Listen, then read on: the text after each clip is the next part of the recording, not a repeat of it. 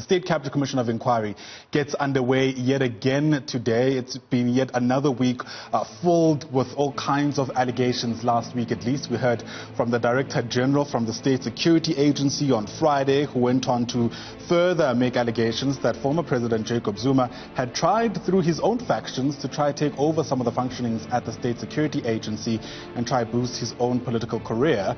We're not quite sure yet who's going to be taking the stand today, but Nicholas Bauer, who's our reporter, will be keeping a close eye on the revelations that are likely to be sort of unveiled today as well as in the weeks to come.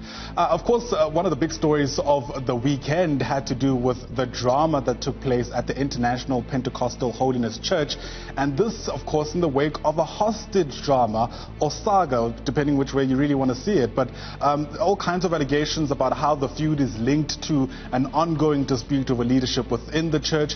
We heard that upwards of 40 people have been arrested, and sadly 5 people have actually lost their lives. What is worth noting, though, is that this is not the first time that we're dealing with this kind of factionalism within the church. And of course, all kinds of people have started weighing in. Coming up on the show, we'll also speak to the CRL Commission, which is also sounding various alarms about how this is tainting spirituality in the country. It's not the first time we're seeing feuds within churches. I wonder whether this type of dispute has simply gone far enough. Mbali Tatani will be speaking to the leader of the Jerusalem arm of the church and getting a sense of how he is responding to this. There's some allegations, according to some reports, that he might be the man behind the actual hostage drama. Of course, he's denied any wrongdoing. Mbali Tatani will get us in the mix there about what is happening insofar as that is concerned.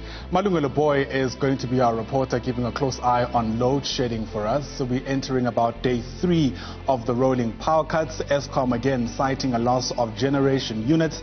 We heard that today as well, stage 2 load shedding will kick in at 9 a.m. due to last until around about 10 p.m.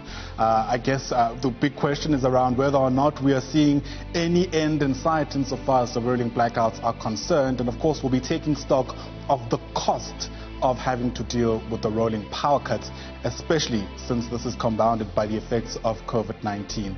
Malungelo Boy bringing us those reports without a doubt throughout the course of the day. A story also worth keeping an eye on is the tragedy that's hit a family in Kraaifontein in Cape Town. We heard that a 6-year-old girl has been killed in what appears to be a crossfire between gangs within some really troubled areas within the Western Cape. Again, there's no overstating some of the social ills that continue to plague away at community members in some communities in the Western Cape, Kraaifontein being one of those making headlines over the weekend. We'll try to ascertain exactly what happened to this little girl, give you a sense of how the family is doing, and of course how far investigations are into ascertaining exactly how she may have lost her life. And of course, the big story, at least of the morning, has to be details that emerged from the president's address yesterday. And it appears, I guess as expected, most salient of some of those concerns are centered on the alcohol ban. But there's plenty other detail that came from what the president had to say yesterday, obviously in response to the curbing of the COVID-19 pandemic.